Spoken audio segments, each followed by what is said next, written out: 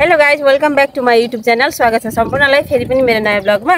अनि आज चाहिँ हाम्रो यात्रा गौरदादासम्मको छ। हामी दुईजना जाँदैछौँ। मेरो पछि सबैले मलाई भन्नुहुन्छ। अनि त्यहाँसम्मको यात्रा के कस्तो हुन्छ राख्नेछु, हेर्दै गर्नु होला। सो लागौँ है त आजको ब्लगतर्फ।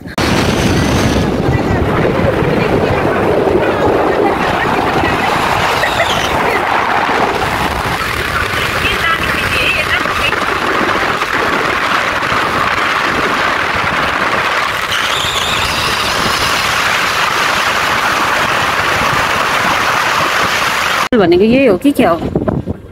अब यहाँ चाहिँ रहेछ समस्या। ए कहाँबाट? हामी उता राजगढबाट। गाडी जान्छ? जान्छ, ऊ जाँदैछ ऊ।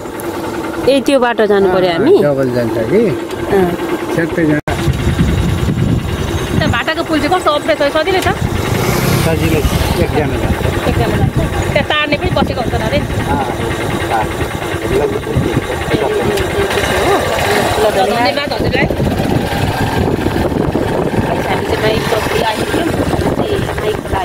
यस्तो छ बाटो। यहाँ मुनि गाई गोरुहरू पनि चरिराखेको देख्न सक्नुहुन्छ।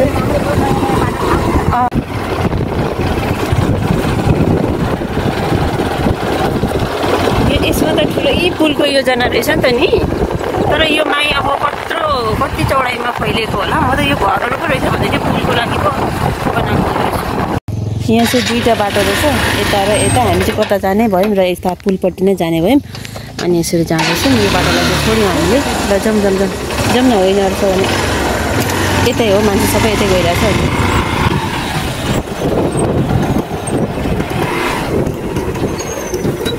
पुल बनिसकेपछि चाहिँ सजिलो हुने रहेछ अहिले पनि। ए खोइ कता हो? यो रहेछ बाटाको पुल चाहिँ। अनि यता चाहिँ पुल बन्दै गरेको अवस्था रहेछ। अग्लो त छैन रहेछ। अब यहाँ चाहिँ एकजना मात्रै जानु पर्ला है। दुईजना बङ्लाङ बुङ्लाङ गयो भने। सो म्याडम चाहिँ जानु हुँदैछ। अब म चाहिँ यहाँदेखि हिँडेर जाने, किनभने यहाँ दुईजना हिँडेर बाइकमा जानु आँट आएन। यसरी चाहिँ चित्रे पुल बनाएको रहेछ। गाइस, हामी चाहिँ पुलमा आइपुगिसकेका छौँ। अनि यहाँ चाहिँ चित्रेको पुल बनाएको रहेछ, देख्न सक्नुहुन्छ यो मेरो पछाडि। अनि यसमा चाहिँ तर्नको लागि 100 रुपियाँ तिर्नुपर्ने रहेछ। यहाँको सायद पुल व्यवस्थापन समितिले होला यो गर्नुभएको। केही महिनाको लागि चाहिँ अहिले बाटोमा त्यसरी नियम बनाउनु भएको रहेछ। र मेरो साथीले गइसक्नु भएको छ। अब म पनि यहाँदेखि हिँड्दै जानेछु। सो हेर्दै गर्नु होला। यस्तो रहेछ यहाँ चाहिँ। एकदमै पुल चाहिँ उतादेखि बनिएर आउँदै रहेछ। यस्तो छ, भद्रगोल अवस्था रहेछ।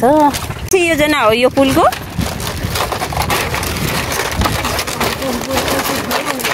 ए 8-10 वर्ष भइसक्यो है सुरु भएको।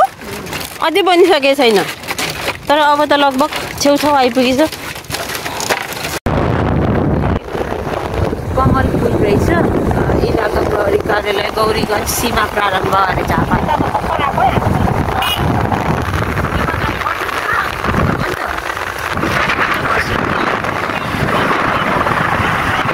कस्तो तर अर्कै मुलुकमा आएछ क्या इन्डियातिर आएको जस्तो फिल भइरहेको।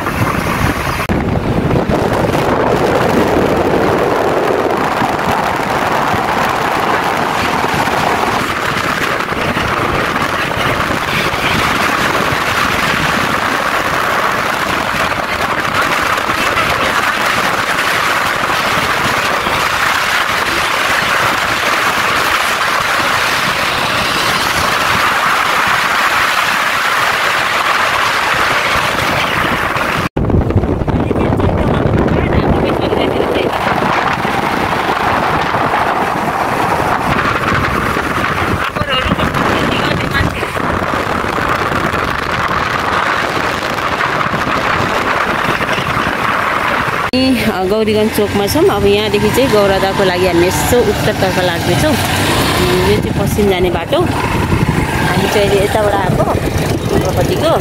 अनि त्यो चोक रहेछ। अब चाहिँ हामी गौरदाको लागि उत्तरतर्फ लाग्यौँ। सायद अमरनाथको नाममा बनाएको छ गौरदादेखि।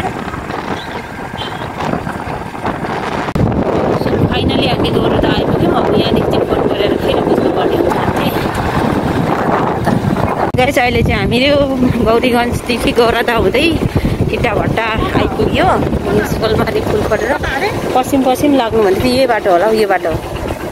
अनि चाहिँ हामी आउँदैछौँ। यो चाहिँ इटाभट्टा रहेछ यहाँको। ओ त्यो घर रहेछ, सेतो टेन्ट लगाएको घर देखियो बल्ल। चाहिँ हाम्रो फाइनली गन्तव्यमा हामी आइपुग्यौँ। यसरी हामी निरन्तर 2 घन्टाको बाइक यात्रापछि हामी फाइनली गन्तव्यमा आइपुग्यौँ। यहाँ चाहिँ हाम्रो म्याडमको घरमा मरिमराउ थियो, त्यसैले मैले सम्पूर्ण भिडियो राखिनँ। सो 1 घन्टाको बसाइपछि पुनः फेरि हामी फर्क्यौँ। अब चाहिँ यो बाटोमा 1-2 घन्टाको यात्रा हुनेछ। बाटोमा केही होटलहरू पाए खाजा खानेछौँ, नत्र सिधै जानेछौँ हामी यहाँबाट। गाइस होइन हामी चाहिँ के अरे गौरदादेखि चाहिँ पुन्जीबारी भन्ने ठाउँमा आएर चाहिँ खाजा खाएर जाऊँ भनेर खाजा खाँदैछौँ। अनि मेरो साथी चाहिँ अलिक अल्टर ठाउँमा भएकोले गर्दाखेरि बस्नु अलिक क्यामेरामा आउनु मिल्दैन। अनि अब यहाँदेखि हामी खाजा खाएर चाहिँ निस्किनेछौँ। यसरी चाहिँ खाँदै हुन्छ उहाँले ट्राई गर्नु। हामी 2 जना छौँ। आजको यात्रा चाहिँ त्यस्तै भयो, इन्जोय गर्दै गर्नु होला। अझै पनि म भिडियो राख्नेछु, सो हेर्दै गर्नुहोस्। सो गाइस अहिले चाहिँ हामी फर्किँदै गरेको। अनि यस्तो रहेछ एकदमै। यो चाहिँ बाँसको पुल यहाँको स्थानीयहरूले धेरै नै मेहनत गरेर बनाएको रहेछ। यस्तो छ।